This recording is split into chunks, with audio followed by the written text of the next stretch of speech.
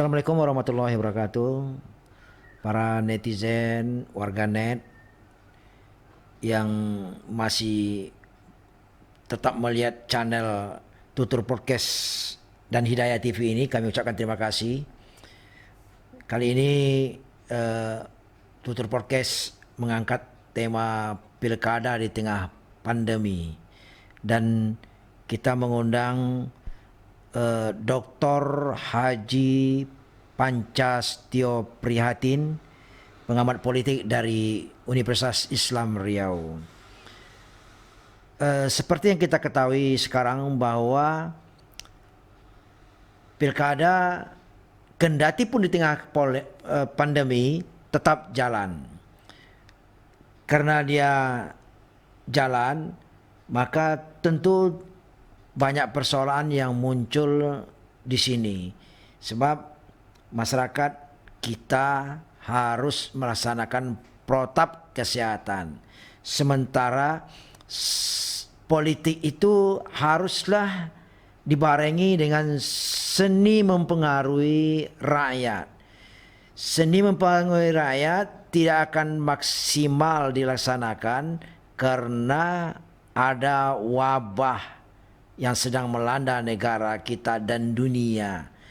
Nah, bagaimana kiat dan cara mensiasati pilkada di tengah pandemi?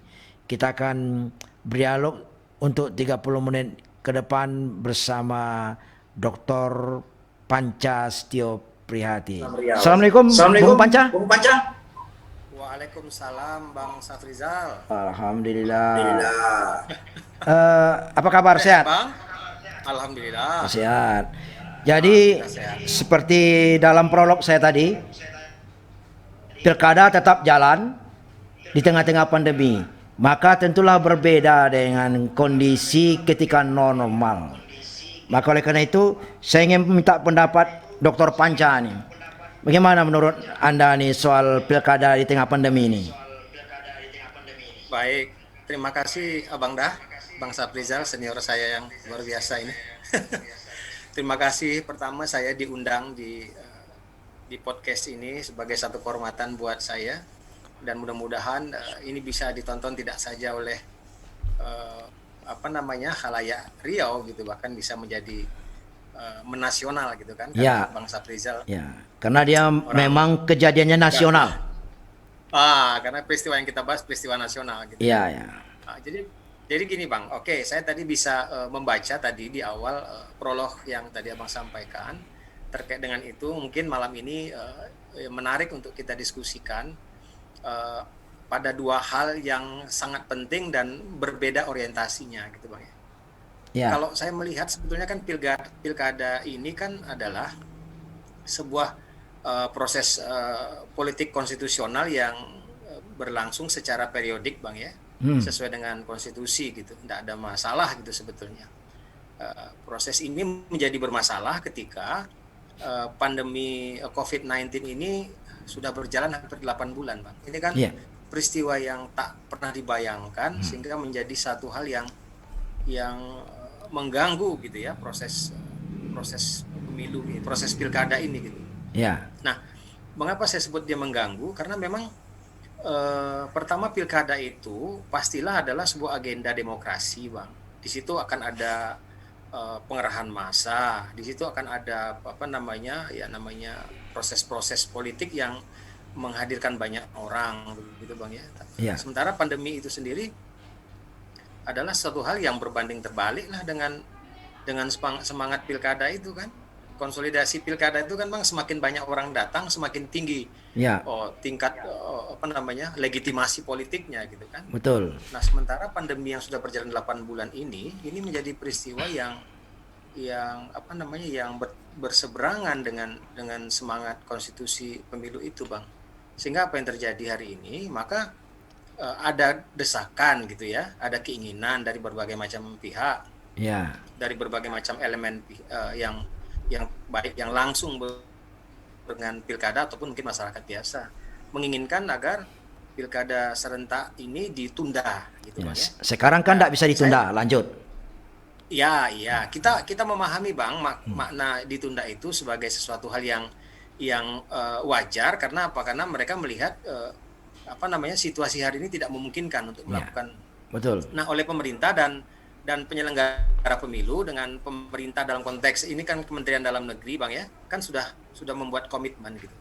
Bahkan mungkin KPU sudah mengeluarkan PKPU 11 13 2020 tentang peraturan kampanye dan seterusnya. Bahkan sudah Tapi dalam berproses. Bahkan sudah kenapa Bang? berproses dia. Iya, iya. Nah, artinya kan gini, bahwa pilkada serentak susulan 2020 itu tidak mungkin ditunda. Kan itu Ya, komitmennya. Nah, yang jadi masalah sekarang Bang adalah pertama, ini kan terkait dengan aturan pelaksanaannya Bang, ya kan? ya, Kan KPU melakukan penyesuaian-penyesuaian, gitu ya. Nah, yang saya maksudkan itu sekarang kondisinya adalah apakah dalam waktu yang singkat ini, ya kan, peraturan KPU itu bisa disosialisasikan. betul. Apalagi mengingat di 9 kabupaten kota yang melakukan pilkada hari ini, Bang, ini kan daerah-daerah yang kalau kalau Kampar gitu, Pekanbaru atau mana ya, atau Dumai gitu yang mungkin masyarakatnya sudah anu ya, sebagian besar sudah berada di wilayah perkotaan. Nah, bagaimana mungkin ini bisa sampai? Kemudian apa ada jaminan gitu, Bang, misalnya? Nah, gitu kondisi kondisi kekhawatiran apa orang-orang berkumpul di satu tempat dengan jumlah volume manusia yang banyak ini kan juga jadi masalah yang mengerikan Bang. Ya, Saya jadi kira bisa begitu. jadi klaster baru deh ya. Bisa jadi klaster pilkada namanya Bang. Nah, sekarang gini, Cak. Ini kan Iya iya Bang. sudah berjalan ini. Mau tidak mau kan harus Iya dilaksanakan. Nah, iya persoalannya bagaimana cara para calon-calon ini mempengaruhi masyarakat di tengah-tengah pandemi ini? Apakah mereka juga harus pakai virtual iya atau kalau menghadirkan masa kan tidak mungkin? iya iya. Semakin banyak kita bertemu dengan orang, semakin banyak kita mengumpulkan orang, kan semakin banyak pula peluang kita untuk bisa mendapatkan suara. Nah, Iya. persoalannya sekarang kondisinya kan tidak mungkin karena apa kiat-kiat yang mungkin harus dilakukan oleh calon-calon ini di tengah pandemi ini. Oke, baik Bang. Tadi sudah saya singgung di awal bahwa ada upaya penyesuaian aturan ya. Maka Ya, KPU kemudian mengeluarkan PKPU 13 itu kalau saya tidak salah 2020. Salah satunya misalnya larangan misalnya melakukan kampanye di lebih dari 50 orang. hmm, Itu Bang, itu aturan Bang ya. Kita bicara ya, aturannya dulu Bang ya, regulasinya dulu. betul. Atau mungkin kemudian mereka boleh melakukan kampanye tapi dengan melalui virtual seperti yang Bang bilang tadi. Hmm, Persoalannya adalah Bang, gitu. Ini makanya saya bilang di awal tadi bahwa ini situasinya sesuatu yang berbeda gitu. Jadi kalau pasangan calon pasti berpikir bagaimana caranya untuk melakukan konsolidasi politik semaksimal mungkin, Bang. hmm, Gitu kan? betul. Dengan cara mendorong orang untuk memilih, untuk mendorong orang datang beramai-ramai mendengarkan visi dan misi dan seterusnya. Ya, Nah, ini kan apa namanya siapa yang oke Bawaslu punya alat kelengkapan pengawasan sampai di tingkat TPS dulu Bang ya ketika ya, pemilu yang lalu. Tapi hari ini Bang dengan situasi yang seperti ini Bang, ini ada kerisauan. Yang kerisauan ini mungkin tidak hanya kerisauan saya Bang ya, tapi juga kerisauan kita semua gitu. Nah, antara kepentingan politik dengan kepentingan menjaga jangan sampai muncul klaster baru terkait dengan pilkada ini Bang. Nah, begitu. hmm, Sehingga bagaimana caranya? Menurut saya yang pertama tentu sosialisasi aturan itu sendiri oleh KPU dan Bawaslu, ya kan Bang. Kemudian menurut saya lagi ini harus dilakukan intensif, tidak hanya untuk mensosialisasikan aturannya, tapi juga memastikan bahwa pasangan calon tidak melakukan pelanggaran-pelanggaran pemilu gitu Bang. Nah, gitu. ya, Jadi saya bisa memahami nih Bang gitu situasi hari ini sangat ketat dalam aturan, tetapi dari aspek kepentingan politik kita kan tahu nih Bang bahwa ya.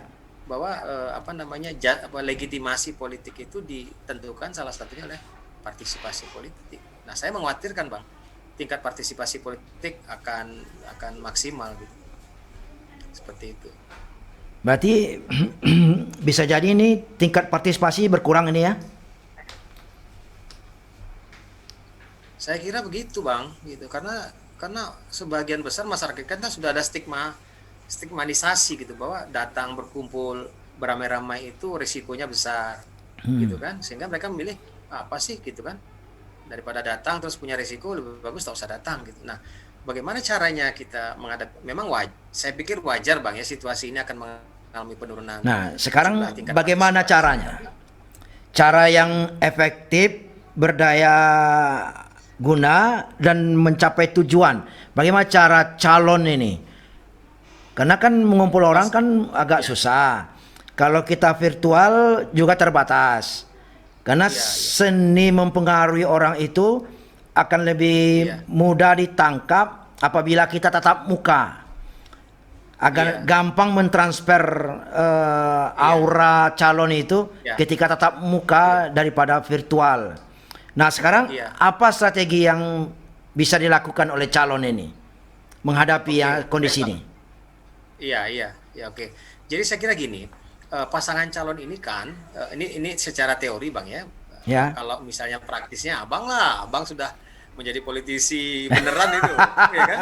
Mantan ketua DPRD itu udah rasanya apa namanya, segan juga kita mau bicara ini dengan senior ini kan.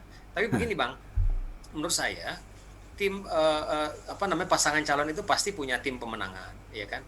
Nah, Hmm. maksud saya harus ada political will dari pasangan calon ini untuk tidak saja bagaimana mendorong orang untuk bisa datang ke TPS untuk memilih gitu Bang, tapi strateginya adalah misalnya dengan cara apa, door to door communication Bang, gitu ya. Wah, kalau Jadi itu terbuka lagi peluang money politik itu.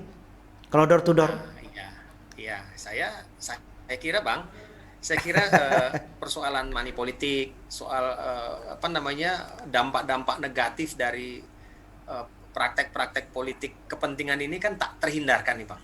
Saya pikir hari ini gitu ya, dimulai dari bagaimana apa namanya, dimulai dari bagaimana partai politik melakukan rekrutmen politik, nah, itu menjadi catatan juga buat kita. Ya, bagaimana seleksi kepemimpinan yang tadi itu yang saya sebut jadi masalah juga. Ya kan, bagaimana pendidikan politik, ya kan Bang, ini jadi masalah juga. Sampai nanti pada konteks kepentingan praktis Bang, maka saya bilang ragu juga kita gitu hari ini kalau situasi ini itu tadi Bang, keraguan itu disebabkan oleh apa? Situasi ini agak sulit dikontrol gitu. Justru Ya. menurut saya peluang untuk melakukan money politik, ya kan, politik apa namanya, praktis untuk kepentingan secara itu lebih terbuka hari ini Bang. Terbuka ya, Tetapi maksud betul. saya pesan yang saya sampaikan tadi adalah door to door communication itu adalah untuk menyampaikan kepada publik. Nah, ini tugas KPU sebetulnya Mas, teman-teman penyelenggara pemilu ya, bahwa agenda pemilu ini aman jika masyarakat datang ke TPS dengan tetap mengikuti protokol kesehatan seperti itu. Berarti harus door to door dong ya. Kalau menurut saya begitu Bang. Karena kalau coba Bang bayangkan virtual, bagaimana pula masyarakat kita hari ini. Kalau kalau di daerah Indragiri Hulu gitu misalnya Bang, kan kondisi masyarakat kita kan tidak semua melek teknologi Bang ya. Paling oke, handphone hanya digunakan untuk komunikasi telepon. Tapi kalau untuk konsolidasi virtual secara banyak gitu, mereka agak kesulitan. Kita apalagi kondisi di sana kan sinyal segala macam Bang. Ya, Jadi kalau mungkin kalau virtual itu dalam hal penyampaian visi misi boleh lah ya.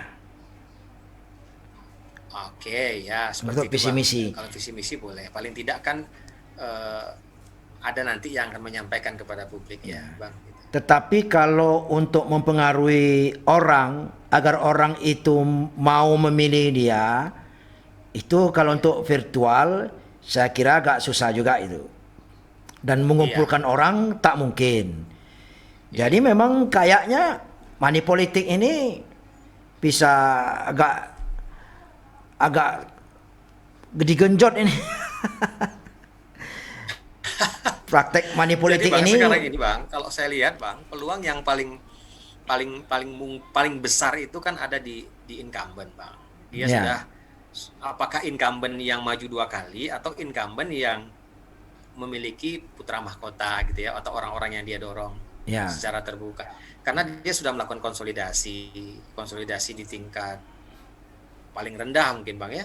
Karena mereka punya senjata, punya APBD, punya program dan seterusnya seterusnya. Ini bisa bisa mencuri langkah sebetulnya untuk bisa memenangkan kontestasi. Tapi Bang, tetap juga masyarakat kita hari ini kan harus diberikan edukasi politik juga Bang gitu. Ya. Bahwa apa namanya tidak hanya soal bantuan yang sifatnya insidentil atau bantuan-bantuan yang tidak sustainable, tidak berkelanjutan gitu kan, hanya kepentingan politik sesaat. Nah, ini Ya. kan perlu tugasnya Pak itu salah satunya mungkin seperti diskusi kita malam ini lah Bang. Mudah-mudahan didengar oleh banyak masyarakat gitu kan Bang ya. Ya.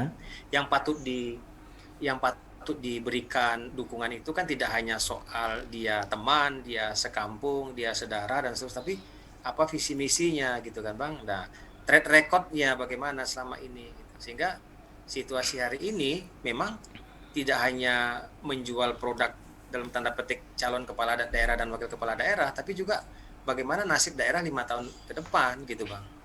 Berarti kalau untuk sosialisasi di zaman pandemi ini, saya pikir kalau medsos ini berperan penting ini. Media sosial punya peran Kalau penting saya setuju, dalam salah sosialisasi satu ini. ya, iya, iya, Iya setuju kan? saya itu Bang. Iya. Cuman sejauh mana kemampuan para calon untuk bisa memanfaatkan media sosial ini? Karena mereka kan harus mengikuti trennya juga. Artinya konten-konten yang Iya. mereka buat harus konten-konten yang menarik. Karena kan Iya betul. faktor usia penguasaan teknologi ini kan itu kalangan menengah banyaknya. ABG. Iya, Bang. Kalau orang tua-tua kan jarang melek teknologi ini. Iya iya. Nah, maka konten-konten yang mereka buat kan juga harus konten-konten yang menyesuaikan dengan keinginan Iya Bang. orang-orang muda gitu. Iya. Nah, jadi gimana kira-kira bisa tidak dimanfaatkan media sosial ini untuk sosialisasi? Artinya mengganti kampanye lah. Iya baik Bang. Iya iya. Jadi mau saya luruskan dulu Bang, sebetulnya kan tugas sosialisasi ini kan ada pada penyelenggara Bang ya, pada KPU ya Bang ya. Ya, Bagaimana dia membuat ya tadi itu membuat konten, membuat ajakan dan seterusnya sehingga intinya masyarakat tahu gitu bahwa agenda politik pemilu apa namanya pilkada serentak susulan ini ya apa namanya memiliki agenda tidak saja gitu Bang ya, memilih calon kepala daerah tapi juga ada agenda kepentingan daerah yang lebih besar daripada sekedar itu gitu Bang. Nah, kondisi hari ini kan Bang lah aneh juga Bang ketika apa namanya situasi ini tidak disertai dengan apa namanya kondisi real masyarakat di lapangan. Sehingga menurut saya kita harus bikin klaster juga itu. Calon kepala daerah ya ini juga kan berkepentingan untuk meraih suara publik ya Bang. Maka ya, klasternya ya harus ini kelompok pemilih pemula, ada kelompok emak-emak gitu ya Bang, atau mungkin ada kelompok pemilih orang tua. Ada segmentasi-segmentasi yang masing-masing segmentasi itu memiliki cara atau metode sendiri Bang untuk kalau anak muda saya kira walaupun di desa sekalipun mereka paham lah. berarti harus Bagaimana dipilah-pilah dulu segmennya ya. Dibuat Iya, segmen-segmen Bang. dulu. Iya. Saya kira itu yang harus digarap itu Bang. Jadi ini bekerja-kejar nih Bang. Kejar-kejar ya. Ya. Iya.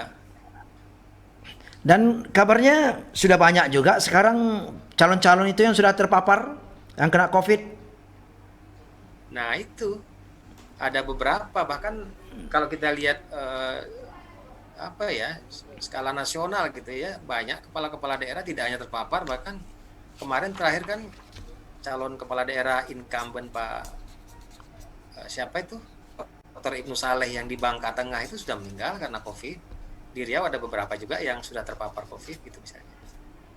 Maka situasi hari ini saya membingungkan lah Bang buat saya Bang. Ini kalau boleh saya bergeser sedikit Bang ya untuk memberikan ilustrasi, saya membingungkan juga kebijakan pemerintah ini gitu. Misalnya begini, kemarin ini yang hari ini sampai hari ini kan masih sibuk Bang tentang penolakan terhadap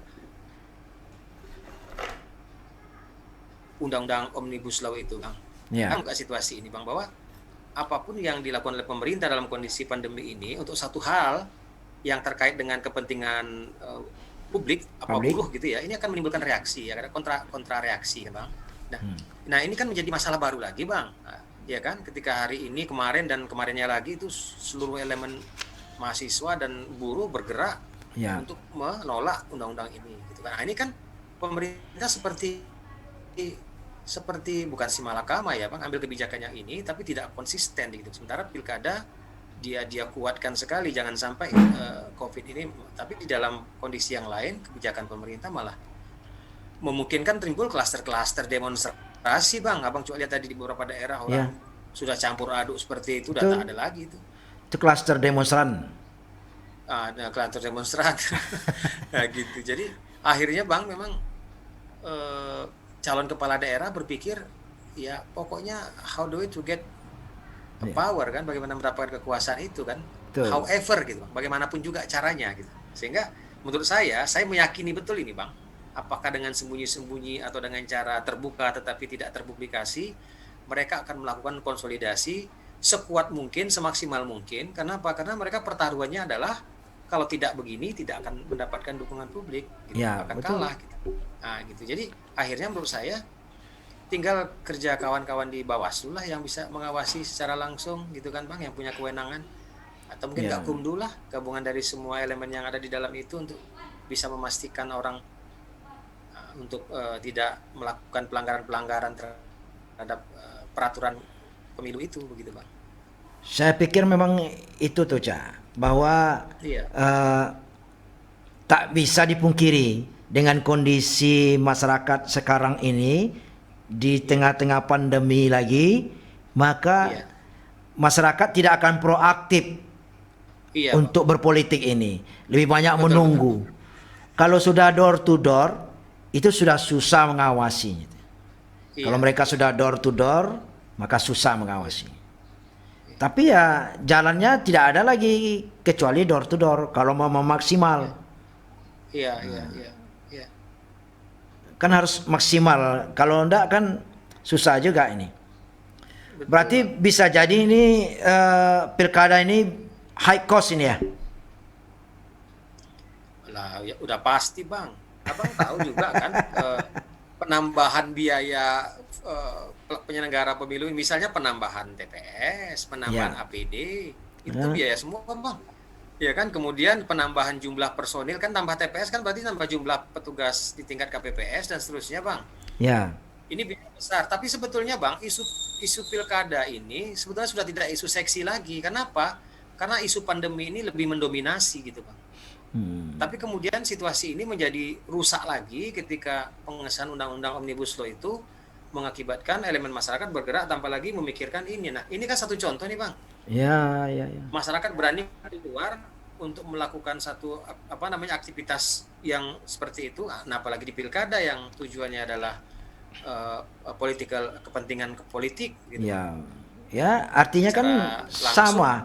Omnibus Law itu kan kepentingan juga. Masalah kepentingan. Pilkada Ya, ini ya. lebih besar lagi kepentingan.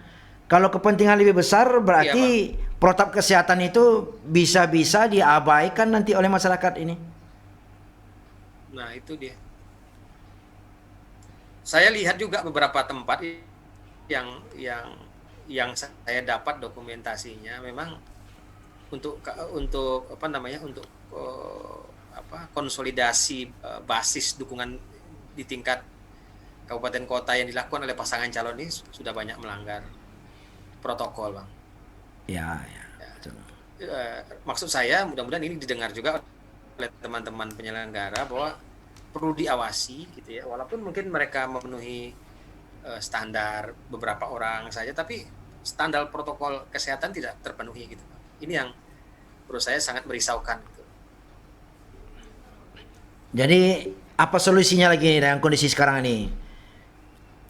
Saya kira Bang, kalau saya boleh berkesimpulan gitu Bang ya, kita tidak berharap banyak dari masyarakat, dari publik yang akan kita dorong untuk semaksimal mungkin datang ke TPS gitu ya Bang. Karena kondisi hari ini tidak memungkinkan orang. Tetapi Bang, karena di satu sisi ada ini kepentingan KPU-nya Bang ya. Tugas dan tanggung jawab KPU-nya adalah melakukan sosialisasi semaksimal mungkin sehingga masyarakat tahu mekanisme dan cara berkampanye gitu pada masa pandemi. Tapi untuk kepentingan politik calon kepala daerah, mereka pasti berpikir ya bagaimana caranya untuk memastikan gitu publik datang ke TPS itu memilih mereka dengan maksimal gitu Bang. Sehingga Ini yang bisa menurut saya jadi agak potensi orang datang ke TPS itu maksimal karena apa? Karena bukan maksimalitas kerjanya penyelenggara, tapi justru karena adanya kepentingan. Nah ini harus kita curigai nih Bang. Kalau orang datang lebih banyak dari apa yang kita asumsikan hari ini, ya Bang ya, itu Hah? bisa jadi karena persoalannya adalah persoalan politik transaksional gitu misalnya kan, Persoalan yang perut. Ini persoalan perut ya. oh iya, hari ini Bang masyarakat susah Bang. Ya, Ya kan? Jadi saya pikir kalau dengan kondisi seperti ini diiming-imingi untuk jangka waktu yang pendek, ya mereka akan lakukan itu gitu. Jadi ada dua nanti ini Bang gitu. Kalau ya, partisipasi politiknya tinggi, ada kemungkinan memang yang melakukan kerja-kerja politik maksimal itu ada pada pasangan calon gitu. ya. Memang agak apa? Tapi menarik ini. Mungkin menarik untuk Iya, iya. disimak. Kita lihat endingnya seperti apa. Bagaimana dampak pandeminya, kemudian bagaimana dampak kos yang ditimbulkan, dan bagaimana Iya. partisipasi masyarakatnya di saat pandemi ini. Ini kan menarik ini untuk dikaji. Kalau perlu ada penelitian lah dari kalangan akademisi. Iya, iya. Iya, saya kira udah ada beberapa penelitian yang dilakukan oleh kawan-kawan, Bang, ya.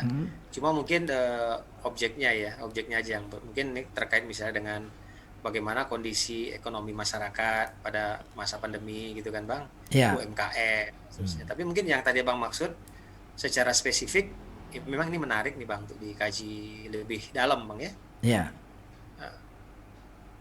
Karena kalau dipikir oleh kita bisa maklumi Bang apa yang apa namanya yang diambil ya, sikap yang diambil oleh pemerintah kaitannya dengan tetap mempertahankan pilkada serentak susulan itu di 9 Desember karena tidak ada jaminan juga kan kapan pandemi ini akan selesai gitu udah kan. ada. Tetapi kerisauan kita gitu kan atau saya gitu atau Abang gitu atau siapapun gitu kan bukan persoalan apa namanya kapan pandemi itu berakhir, tapi dengan situasi seperti ini bagaimana mungkin merubah satu perilaku politik yang normal menjadi politik yang tidak normal gitu kan Bang, harus Betul. apa namanya mematuhi ini dan seterusnya. Jadi biaya besar, kemudian jangan berharap partisipasi politik masyarakat tinggi dan terus kemudian ya pesan-pesan apa namanya politik yang dalam pengertian visi misi calon kepala daerah itu tidak akan maksimal bisa sampai ke masyarakat. Saya yakin enggak dan percaya itu enggak akan sampai kecuali bagaimana caranya ya kan untuk bisa semaksimal mungkin mendapatkan dukungan publik itu aja hari ini pikiran Betul. mereka. Setuju itu. Jadi memang ini menarik untuk kita kaji terus. Tapi kita cobalah dulu lihat dalam perjalanan nanti bagaimana proses pilkada di tengah pandemi. Karena ini kan baru pertama nih di Indonesia. Ya, Karena selama ini kan normal kita. Kita lihatlah ya, betul. para tim-tim sukses bagaimana dia mengeluarkan seluruh tenaga pikirannya untuk meraup Iya, meraup suara dengan maksimal gitu. Karena partisipasi itu bisa jadi rendah. Kalau tinggi agak susah juga karena orang takut keluar. iya. Nah, jadi Iya, iya. saya kira ini mungkin Tapi ada di- terakhir di Pak beberapa Dokter daerah, karena durasi Bang. kita juga sudah semakin sempit. Ada Oke, ya baik, Bang. terakhir yang mau disampaikan? Oke, baik Bang. Kalau untuk closing statement, saya pikir Closing ya statement. pertama ya mungkin ya terima kasih Bang atas waktunya. Saya kira pertama untuk teman-teman penyelenggara ya mungkin dengan keluarnya PKPU 13 2020 ini ya kerja berat buat kawan-kawan penyelenggara untuk bisa memaksimalkan informasi tentang peraturan penyelenggaraan kampanye dalam masa pandemi ini. Nah, buat pasangan calon yang sedang berkontestasi, tentu harapan kita adalah bagaimana mereka bisa mentaati gitu protokol kesehatan seperti yang tertuang di PKPU 13 2020 itu. Karena bagaimanapun juga risiko yang akan diambil tidak hanya soal how the way to get the power, mendapatkan kekuasaan, tapi kita juga harus melihat konsekuensi logis dari apa yang dilakukan jika melanggar protokol itu, Bang. Karena sudah banyak sekali tidak hanya masyarakat tapi juga calon kepala daerah, wakil kepala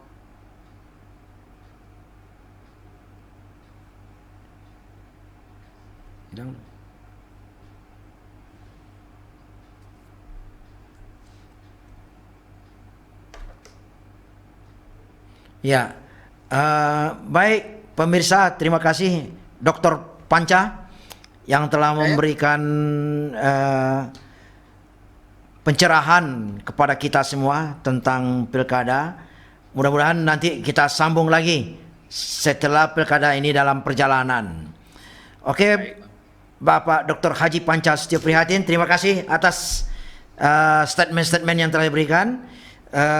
Terima kasih. Assalamualaikum warahmatullahi wabarakatuh. Waalaikumsalam.